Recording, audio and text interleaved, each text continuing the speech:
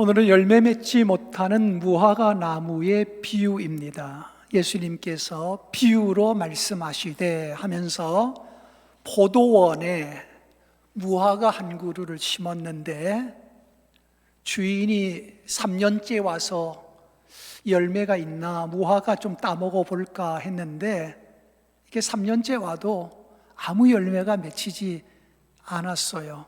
그래서 포도원지기를 불렀지요. 포도원지기를 불러서 이 나무는 좀 찍어버려라.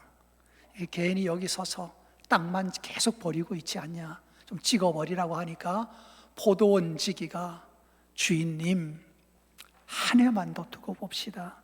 내가 올 한 해는 어느 해보다도 더 내가 정성껏 땅도 파고 거름도 주고 관리 잘 하겠습니다. 그래서 1년 지나서 다시 와 보셔서 그때 열매가 있으면 좋겠지만 열매가 없다면, 그때도 열매가 없다면 그때는 주인님 뜻대로 찍어 버리든지 하십시오.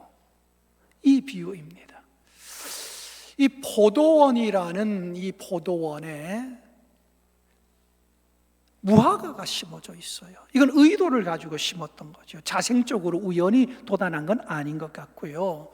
포도원이 있으면 포도원은 당연히 포도 열매를 맺을 거 아니에요. 그런데 무화과 나무를 심으려면 포도나무를 심을 자리를 비워야 돼요. 그지요?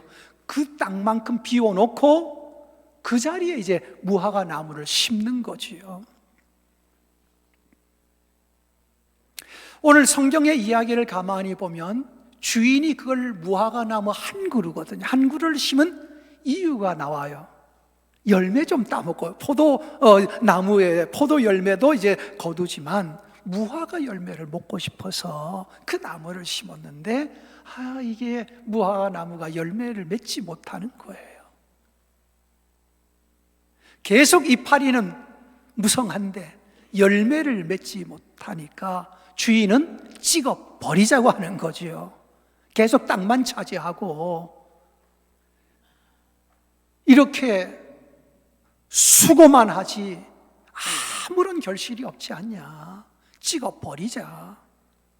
어떻게 보면 굉장히 맞는 말입니다. 땅만 버리고 차지하고 있는 거니까. 그러니까 또 포도원 지기는 1년만 좀 두고 보시죠. 1년 동안 제가 최선을 다해 보겠습니다. 1년을 더 두고 보자는 이 사람의 포도원 지기의 이야기. 근데 이 비유는 왜 하셨나? 그게 중요한 거예요. 그냥 열매가 없으면 찍어버린다 이 얘기 하려고 했을까? 이 이야기가 나오게 된, 이 비유의 이야기가 나오게 된 배경이 있거든요. 성경에 보면 이의 비유로 말씀하였다. 그러니까 뭔가가 있었기 때문에 이 얘기를 지금 하시는 거라 이거지요. 그럼 무슨 얘기가 있었느냐? 앞에 두 가지 이야기가 나와요. 하나는 빌라도지요. 예수를 십자가에 못 박으라고 내준 본디오 빌라도의 얘기를 합니다. 빌라도가 갈릴리 사람들이 제사를 드리는데 하나님께 제물을 드릴 거 아닙니까? 그렇게 제사를 드리고 제물을 드리며 하나님을 예배하는데 이 갈릴리 총독이 자기의 권한을 가지고 그 권력의 횡포를 가지고 이 갈릴리 사람들을 죽였어요. 당연히 죽이니까 피가 흐르겠지요. 그러니까 그 하나님께 예배하던 제단이 피의 제단이 되고 말았어요. 그래서 이 이야기가 왜 나왔는 거니까 두어 사람이 지금 예수님께 와서 빌라도가 갈릴리 사람들을 죽여서 그 제물의 피를 섞었습니다. 이 얘기를 했기 때문에 예수님께서 뭐라고 말씀하시는 거 아니까 여러분 단순히 몇몇 사람들이 그런 사건이 있었답니다 하는 정보를 알려주는 게 목적이 아니었던 것. 예수님이 그 사람들의 말을 딱 간파하니까 무슨 생각을 가지고 있냐, 이렇게 와서 말하는 사람들의 생각은 그 사람들이 죄가 많아서 죽었을 겁니다. 죄 없으면 죽었겠습니까? 그 사람들이 다른 사람보다 죄가 많았으니까 죽었겠지요. 그런 의도를 가지고 있었던 거지요. 그래서 예수님께서 그 의도를 딱 눈치채시고 하시는 말씀이, 그러면 이 죽은 갈릴리 사람들이 있다면 죽지 않은 갈릴리 사람들이 있을 텐데, 그럼 죽지 않은 갈릴리 사람들은 이 죽은 사람보다 죄가 덜해서 살아있는 줄 아냐? 죽은 사람들은 죄가 더 많아서 죽고, 죽지 않은 사람들은 죄가 훨씬 가벼워서 살아남은 줄 아냐? 너희들 왜 그런 생각을 하냐? 너희도 이와 같이 회개하지 않으면 너도 망하는 줄 알아야지. 그 얘기를 하십니다. 그리고 두 번째 또 이야기가, 예루살렘 성에는 실로암이 있고, 실로암 연못 아시죠? 예, 그런데 그 실로암에 망대가 서 있는 거예요. 망대가 서 있는데 망대가 무너졌어요. 망대가 무너졌는데 공교롭게도 그 밑에, 망대 밑에 있었던 그 사람들 18명이 망대가 무너지면서 치워 죽은 거예요. 사고가 난 거지요. 사람들이 생각하는 거예요. 저기 망대가 넘어져서 치워 죽은 사람들은 뭔가 하나님이 저 사람들이 죄가 있으니까 벌 줘서 저랬을 거야. 저것들 벌 받아서 저렇게 죽었지. 그 생각을 가지는 거예요. 예수님께서 하시는 말씀이, 야, 예루살렘에 수많은 사람들이 있는데 그럼 망대에 치워 죽은 사람은 죄가 많아 치워 죽고, 예루살렘에 죽지 않은 사람들은 저 사람들보다 죄가 없어서 그럼 안 죽었냐? 아니다. 여러분, 오늘날 이 문제가 사실 굉장히 시사하는 바가 커요. 우리 예수 믿는 사람들이 착각하는 경우가 있거든요. 우리들도 종종 이런 우를 범하는 때가 있어요. 누가 잘못되면 저 사람들은 죄가 많아서 저럴 거야, 하나님이 벌 줘서 그럴 거야. 그러면 그런 벌을 안 받고 있는 나는 저 사람보다 상대적으로 도덕적으로 깨끗하든지, 내가 신앙생활을 조금 잘해서 나는 괜찮을 건지, 뭐 이런 교만한 생각을 하게 되거든요. 그래서 우리가 신앙생활을 하든지 사회의 현상을 볼 때 함부로 판단하면 안 된다는 얘기를 하는 거예요. 그래서 이 두 가지 사건에 대하여 사람들이 생각하기를, 저렇게 죽은 사람들은 죄가 많아서 죽었어, 하나님이 벌 줘서 죽었어, 하나님이 벼락 내리신 거지 뭐 저것들, 이런 생각, 이런 말 하지 말라는 거예요. 그래서 무화과 나무 비유를 얘기하는 거예요. 포도원에 무화과 나무 한 그루가 딱 서 있는 거예요. 이게 바로 너 자신이라는 거죠. 우리 자신을 얘기하는 거예요. 네가 무화과 나무인데 너도 가만히 살펴보니까 너도 이놈아 열매가 없어. 너는 잘난 줄 알지, 너는 깨끗한 줄 알지, 너는 아무 문제가 없는 줄 알지, 내가 3년 동안 지켜봤는데 너도 문제가 많아. 너도 열매가 없잖아. 신앙의 열매가 없잖아. 성령의 열매가 없잖아. 그런데도 내가 기다려준 거야. 당장 베버릴 수 있지만 내가 또 참아서 네가 남아있는 것이지, 네가 잘나서 깨끗해서 남아있다고 생각하면 그게 교만이야. 이걸 얘기하시는 거예요. 그러니까 오늘날 우리가 사회 현상을 보면서도 우리 사회에 이런 문제들이 참 많습니다. 여러분, 우리가 상상을 좀 해보면 예수 믿는 사람들은 마음을 어떻게 써야 되는지, 말을 어떻게 해야 되는지, 이걸 우리가 배워야 돼요. 또 알아야 돼요. 여러분, 갈릴리 사람들이 하나님 앞에 예배를 드리고 제물을 드리는데 빌라도가 그 사람들을 쳐 죽였거든요.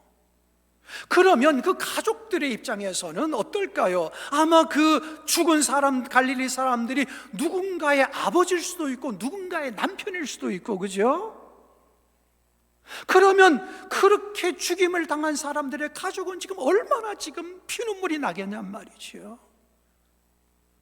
그러면 그 가정이 얼마나 어려울까? 죽은 사람은 얼마나 억울할까? 빌라도가 그렇게 난폭한 폭정으로 이렇게 사람을 죽였구나. 그 죽임을 당한 사람은 얼마나 억울할 것이며, 그 가족들은 지금 얼마나 마음이 찢어지게 아플까? 우리가 그걸 이해해야지. 그걸 이해하지 못하고 저것들은 죽을 만하니 죽었지 뭐, 저것들은 죄가 많아 죽었지 뭐, 이러고 비난한다 이 말이죠. 이러면 안 된다는 거예요. 사람이 이럴 수 없다는 거죠. 오늘날에도 우리가 아픔을 겪거나 사고를 겪거나 가족 중에 누가 죽임을 당하거나 어려움을 겪거나 이럴 때 우리는 따뜻한 시선으로, 위로의 시선으로 공감을 해주고, 얼마나 아플까, 얼마나 힘들까,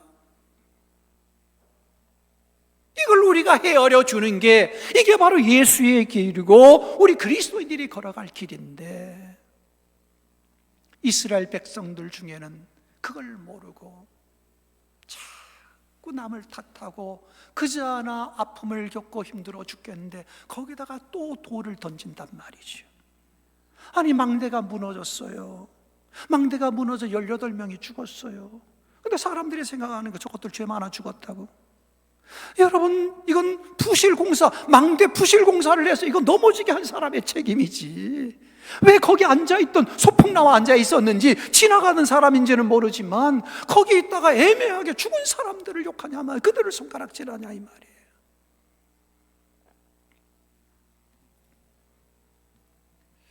그런데 이것을 누가 하고 있느냐? 이스라엘 백성들이 하고 있는 거예요. 이스라엘 백성들은 하나님을 섬긴다고 하는 사람들이 그런 말을 하고 그런 행동을 한다는 거죠. 이건 안 된다, 이거죠. 안 된다. 우리나라 속담에 그런 속담이 있어요. 앞에 제가 말하면 여러분 뒤에 따라서 이렇게 붙이면 돼요. 똥 묻은 개가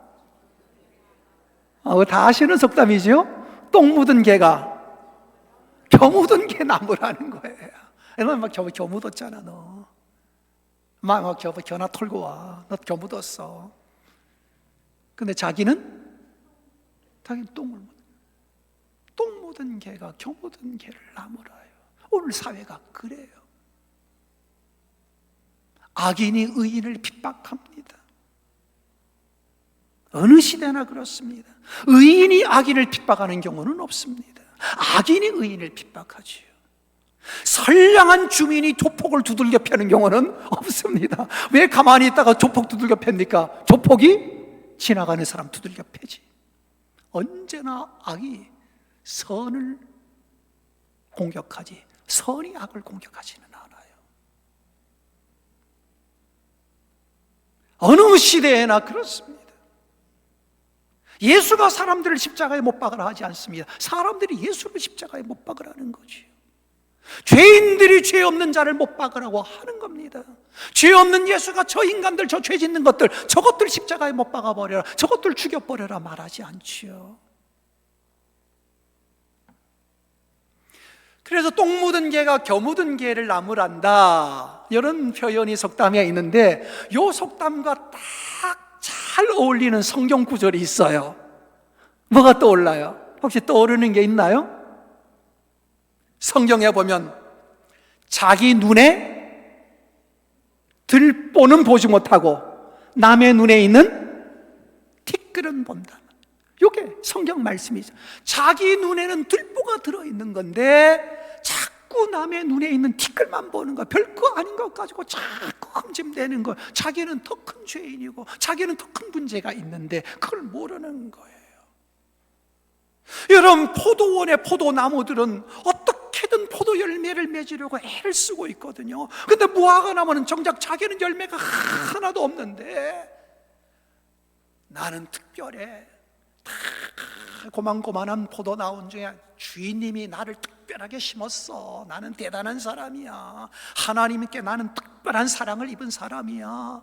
여러분, 열매가 없으면서 그렇게 주인이 자기를 거기다 심어놨다고 자랑하고 교만하고 그거 아니에요. 그러니까 자기 눈에 있는 들보가 들어있는데 왜 남에게 자꾸 티끌을 보고, 너 남의 티끌 보고 너 남에게 묻은 교만 자꾸 헐뜯다가 너 망한다, 너 망한다. 정작 문제는 너에게 있지 않냐. 그래서 신앙의 길과 영성의 길은, 우리 믿음의 길이란 건 그런 것 같아요. 우리가 신앙생활을 하자 이럴 때, 또 예수를 따라가자 그럴 때 남이 무슨 허물이 있나, 누가 무슨 잘못을 했나, 그걸 가지고 자꾸 밝히고 들춰내고 비난하고 이러라고 신앙의 길 걷는 게 아니에요. 각각 자기를 살피는 거지요. 깨달음이 있어야 되는 거예요. 나한테는 들보가 없나, 나는 똥이나 또 나도 모르게 내 뒤에 똥이 묻지 않았나, 그걸 자꾸 자기를 살피면서 자기에게 묻은 오물들을 자꾸 예수님의 성령으로 보혈로 씻어내고 자기를 살펴 내 안에 자꾸 더 좋은 열매, 더 풍성한 열매를 맺도록 스스로 자꾸 애를 써야 되는 것이지, 열매 하나 없으면서 자꾸 다른 사람 허물만 한다면 이건 안 되는 일이다. 오늘 우리 사회가 바로 그렇거든요. 여러분, 요즘에는 인터넷이 굉장히 발달해 있어요. 그죠? 그러다 보니까 이제는 전 세계적으로 누군가가 올리는 이야기가 전 세계로 금방 퍼져나가요. 대한민국에도 금방 퍼져나가요. 어떤 글을 올리냐 말이죠. 어떤 댓글을 올리냐 말이죠. 요즘에 댓글 가운데 굉장히 많은 문제를 일으키는 것을 갖다가 악플이라 그러네요. 악플. 따라합시다. 악플. 악플이 뭐요? 나쁜 악자요. 나쁘게 뭔가 댓글을 자꾸 달아놓는 거예요. 누가 무슨 일이 있으면, 건덕지만 있으면 자꾸 나쁜 얘기를 계속 올리는, 한두 개만 다는 게 아니에요. 계속 달아가는, 또 나쁘다, 저놈 죽여라, 저놈 못됐다, 저가 뭔 잘못도 또 있다, 이러고 자꾸 악플을 다는 거예요. 이 악플에 시달리다가 참 많은 사람들이 자살을 하지요. 그 가운데 연예인들이 더 더군다나, 연예인들은 인기를 먹고 사는 건데, 그지요? 인기를 먹고 사는 건데 악플이 달리기 시작하면 광고도 끊어져, 드라마도 출연도 못해. 완전히 사람이 망가지죠. 살 수 없으니까 자살하고 마는 거예요. 물론 그 사람의 실수가 있을 수도 없죠. 나중에 밝혀지고 나니까 억울한 거예요. 다 거짓말이요. 여러분, 거짓말이면 어때요? 이미 그 사람의 인생은 끝났는데, 악플 때문에 그 사람은 인생이 끝나고 말았는데. 그러니까 오늘날에도 악플 다는 사람들은 자기네 말이 맞는지 틀리는지, 이게 진실인지 사실인지 관계가 없어요. 상대방만 무너뜨리면 되는 거예요. 이게 악플이거든요. 우리 그리스도인들은 악플을 달지 마세요. 여러분들 그런 하는지 안 하는지 모르지만 어디 가서 자꾸 나쁜 얘기 댓글 달고 누구 죽여라, 누구 어째라, 그걸 하지 마셔요. 예수 믿는 사람들은 그렇게 하는 게 맞지 않습니다. 그러다가 너도 망한다는 거예요. 이게 주님의 말씀이에요. 갈릴리 사람들이 죽은 게 죄 많아 죽은 줄 아느냐? 아니다. 너도 회개하지 아니면 망한다. 망대에 치여 죽은 사람이 살아있는 너보다 죄가 더 많아서 그 사람들이 망대에 치여 죽은 줄 아느냐? 아니다. 너도 회개하지 않으면 너도 똑같이 망한다. 무화과 나무 보아라. 열매가 없지 않느냐? 찍어 버려야 되는데 지금 몇 년째 두고 보고 있는 것이다. 너는 잘난 줄 알지만 너도 벌써 찍어 버렸어야 될 사람인데 아직도 남아있는 것이야. 정신 바짝 차려. 그 얘기지요. 그래서 이 악플을 달고 사람들을 괴롭히고 잘못을 들춰내고 남의 눈에 있는 뒷글을 갖다가 자꾸 문제가 있다, 자기 눈에는 들보가 있는데 그건 얘기도 안 하고, 자기 몸에는 똥이 묻었는데 겨묻은 개 갖다 자꾸 겨묻었다고 야단하고 여기저기 동네방네 퍼뜨리고 다니고. 여러분, 이게 악플이죠. 악플. 가족들이 죽어서 지금 이게 누군가가 죽어가지고 지금 피눈물이 나는데 가족들과 친척들은 거기다 대고도 악플을 달면서 죽어 마땅했다, 개 죽음을 당해서 속 시원하다. 아니, 왜 그런 악플을 답니까, 우리 시대에? 여러분, 이태원의 그 일들도 그래요. 물론 나중에 댓글 달리는 거 보면 저것들이 마약을 하러 모여가지고 죽었으니 저것들은 싸다. 여러분, 물론 마약하는 사람들이 그 중에 난 끼어 있을 거라고 봐요. 그러면 거기 예수 믿는 사람은 안 끼어 있었을 것 같아요. 그럼 우리보다 죄가 많아서 그 사람들이 거기 죽었을 것 같아요. 그전에도 가족들은 젊은 아이들이 많이 죽었는데 마음 아파 죽겠네. 그 악플들을 계속 달면서 죽어 마땅하고 죽어서 싸고. 아니, 왜 이런 악플들을 답니까, 우리 시대에? 살아남은 너는 그 젊은 애들보다 훨씬 깨끗하니까 너는 살아있는 줄 아느냐? 아니라는 거예요. 우리도 벌써 잘라졌으면 잘라졌을 죄인이면 죄인이지요. 그래서 우리가 알아야 될 건 자꾸 남 얘기하지 말고 내가 하나님 앞에 회개할 죄인이라는 걸 알고 자꾸 자기 자신을 살펴야 돼요. 아멘. 자기를 살펴가는 게 영성이요. 남을 지적하는 게 영성이 아니고 내가 예수를 오늘보다 더 닮아가는 거, 어제보다 오늘 예수님의 마음을 더 품고 사는 거, 이게 영성의 길이고 믿음의 길이지. 자기 눈에 있는 들보는 가만 놔두고 맨날 누구 저 사람 뒷글이 있어, 저 사람 겨묻었어, 저 사람 어째 저째. 여러분, 악플을 계속 다는 사람들이 있잖아요. 이건 그 심리가 좋지 않아요. 악플에 대하여 악플을 왜 다는가? 오늘 성경에 나오는 사람들이 악플을 날려. 요즘 같은 악플러들이요, 그지요? 자꾸 왜 이래 죽었어, 저래 죽어 싸다. 잘 죽었다, 뭐 어쩌다 저쩌다 악플 다는 사람들이지요. 나무 위키라는 데를 제가 검색을 좀 해보니까 그 악플에 대하여 이렇게 적어 놓았습니다.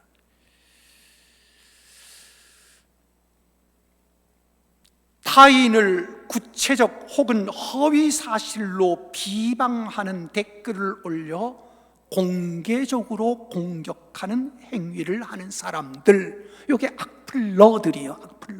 악플러라고 그래요. 사실이 있든지 혹은 허위 사실이든지 그걸 갖다 공개적으로 드러내면서 공격하는 행위, 이게 악플입니다. 그러면 이들의 공통점이 뭐냐? 왜 이 사람들은 자꾸 나쁜 악플을 다느냐? 여러분, 악플을 다는 사람이 천사같이 밝은 얼굴로 달 것 같아요? 악플을 달 때는 정말 악마 같은 마음이지요. 왜 우리는 다른 사람에게 좋은 얘기를 못 해주고 자꾸 나쁜 얘기를 하게 될까? 여러분, 거기 악플에 대하여 이렇게 얘기했습니다. 이들은 공통적으로 매우 낮은 자존감과 매우 높은 열등감을 가지고 있다는 거예요. 자기 자신의 자존감이 워낙 밑바닥으로 떨어져 있고 열등감이 매우 높기 때문에 이 사람들은 입만 열면 누구에 대해 나쁜 얘기를 한다는 거예요. 그러니까 이 나쁜 얘기, 나쁜 소문, 나쁜 이야기를 자꾸 퍼뜨리고 다니는 사람들은 우리가 알아야 돼요. 자존감이 무너져 있구나, 열등감이 굉장히 크구나, 그래서 저들은 저렇게 삐뚤어진 행동을 하는구나, 이걸 알아야 된다. 이게 나무 위키에 나오는 악플러에 대한 규정입니다. 그래서 오늘날에도 우리가 그렇습니다. 가정에서나 교회에서나 사회에서나 학교에서나 어디서나 그렇죠. 우리는 악플을 달지 아니라 선풀 운동이라고 그러죠. 선은 뭐예요? 선한 댓글, 좋은 댓글을 올려주는 거죠. 위로의 댓글, 용서의 댓글, 감싸주는 댓글, 그지요? 격려해주는 댓글, 이걸 올려요. 이게 선풀 운동이에요. 교회에서도 마찬가지예요. 비판을 받지 아니하려거든 비판하지 말아라. 너희의 헤아리는 그 헤아림으로 너도 똑같이 헤아림을 한번 해볼까? 네가 남을 비판하기는 쉽지, 남이 너를 비판하는 소리 들으면 너 얼마나 속상해하냐, 너 얼마나 길길이 뛰냐. 그걸 생각하면 네가 남을 비판하면 안 되지. 갈릴리 사람들이 죽었다고? 저것들 잘 죽었다고? 저것들 죄 많아 죽었다고? 실로암 망대가 무너져 18명이 죽었는데 그 가족들이 얼마나 피눈물을 흘릴지는 생각 안 하고 저것들 잘 죽었다고 하나님 벌 내려서 아주 싸다고? 어떻게 그런 말을 하니? 그런 말 하지 마라. 이건 예수의 길이 아니다. 나는 오늘 우리 사회도 그렇습니다. 우리 사회도 대단한 갈등 속으로 들어가고 있고 이 소용돌이 속으로 어디로 어떻게 끌려 들어갈지 모르는 형국이 지금 대한민국의 이번 주가 될 것 같습니다. 나는 우리 그리스도인들에게 부탁을 드립니다. 이건 또 사순절입니다. 사순절에 우리는 무슨 언어를 쓸 것인가? 이 사회를 바라보며 우리는 어떤 생각을 가지고 교회의 역할을 감당해야 될 것인가 생각했을 때 폭력의 언어는 멈춰야 됩니다. 저것들은 죽어 싸다, 저것들은 다 때려 부숴라. 내 마음에 들게 재판하면 잘했다 그러고 내 마음에 안 들게 재판하면 저것들 다 때려 부숴 죽여버려라. 여러분, 왜 이런 용어들을 씁니까? 그러지 마세요. 그건 좋지 않습니다. 여러분, 우리 사회가 갈등으로 이렇게 치솟아 오를 때 이 갈등 증오를 그 하나 되게 만들 힘이 어디 있겠습니까? 정치가 하겠습니까? 경제가 하겠습니까? 학교가 하겠습니까? 어디가 그 역할을 하겠습니까? 병원이 하겠습니까? 아닙니다. 이 역할을 할 곳은 교회밖에 없습니다. 교회밖에 없습니다. 모두가 갈등을 일으키며 상대방을 짓눌러야 된다, 상대방을 무너뜨려야 된다, 짓밟아야 된다 할 때 그때 이 사회를 치유하고 사회가 화목하고 서로 하나 되게 만드는 힘은, 여러분, 이건 학교가 하는 것도 아니요, 이건 정치가 하는 것도 아니요, 경제 기업가들이 하는 것도 아니요, 이 운동은 예수 운동이요, 교회가 이뤄가야 될 운동이요. 아멘. 그래서 우리는 사회를 치유하는 언어를 써야 되고, 때려 부숴라, 죽여라. 여러분, 목사들의 입에서 그런 이야기가 나오는 것은 그건 하나님의 용어가 아니지요. 어떻게 목사의 입에서 상대방을 죽여버려라, 가서 다 때려 부셔버려라. 여러분, 이런 목사가 정상인 목사입니까? 때려 부시려고 해도 아니다, 참아라, 이래야 맞지, 이래야 맞지. 어떻든 치유와 화해를 위해 노력을 해야 맞지. 여러분, 그러니까 이건 옳고 그름 이걸 떠나서 하나님의 길이 뭐냐, 우리는 어떤 마음을 가지고 살아야 되느냐, 이것을 이야기하는 것입니다. 이 시대를 치유할 힘은 예수 그리스도의 십자가의 길밖에 없습니다. 십자가의 길은 무엇입니까? 자기 희생의 길입니다. 자기 비움의 길입니다. 남을 죽여라가 아니라 내 스스로가 십자가에 못 박히고 좁은 길을 걸어가고 여기에 구원이 있습니다. 근데 오늘 이 이야기의 결론이 참 궁금하지 않아요, 여러분? 무화과 나무가 열매가 3년 동안 와서 찾아서 없어서 주인이 야, 저 무화과 나무 찍어버려라, 저 뭐에 쓰겠냐, 그냥 땅만 차지하고 턱 있어가지고 열매는 하나도 맺지 못하고 매년 땅만, 그냥 땅 기운만 받아먹고 그냥 이파리만 무성하게 키우고 잘난 척하는데, 야, 저거 좀 찍어버려라. 거기다 차라리 포도나무 하나 더 심는 게 낫겠다. 근데 포도원지가 뭐라 그랬다고요? 1년만, 금년 1년만 좀 두고 오십시다. 1년 뒤에 어떤 결과가 나타날지 내가 좀 더 해보겠습니다. 1년입니다. 여러분, 1년 뒤에 이 무화과 나무는 어떻게 됐을까요? 여러분, 1년 뒤에 이 무화과 나무는 열매를 맺었을까요? 아니면 찍혀졌을까요? 자, 열매를 맺었을 것 같아. 손 들어봐요. 손 내리고. 아마 찍혀버렸을 것 같아. 손 들어봐요. 예, 그래서 요거는 열린 결말입니다. 열린 결말이라는 건 어느 쪽으로 갈지 알지 못하는 결말이라는 거예요. 왜 주님께서 이게 열린 결말로 끝냈을까? 이건 우리에 대한 얘기이기 때문에 그래요. 이 나무 얘기를 하자면 이게 찍혔다든지 다음 해 열매를 맺었다든지 얘기하겠지만, 이건 나무 얘기를 하려는 게 아니라 우리 얘기를 하는 거예요. 우리가 무화과 나무 한 그루인데 내가 열매를 맺힐지 아니면 또 1년 동안 땅만 버리고 열매 못 맺고 그 다음 해를 맞이할지, 이건 우리의 몫이다, 너의 몫이다. 결국 열린 결말은 네가 열매 맺는 쪽으로 가든지 찍혀버리는 쪽으로 가든지 그건 너의 선택이다, 이것을 얘기하는 거예요. 그래서 여러분과 저도 그렇습니다. 여러분과 제가 이 사순절을 보내면서 예수 그리스도를 묵상하는 것은 여러분과 제 안에 성령의 열매를 맺으며 회개에 합당한 열매를 맺으며, 아멘, 빛의 자녀와 같이 착함과 의로움과 진실함의 열매를 맺으며, 이런 쪽으로 우리가 좀 더 힘을 쓰고 애를 쓴다면 우리에게는 하나님의 은총이 있을 것이지만, 여전히 회개 없이 여전히 변화되지 않는 삶으로 똑같이 1년을 보낸다면, 아무런 변화 없이 또 똑같은 1년을 그냥 시간만 보내고 만다면 그건 찍혀버릴 것이다. 열린 결말입니다.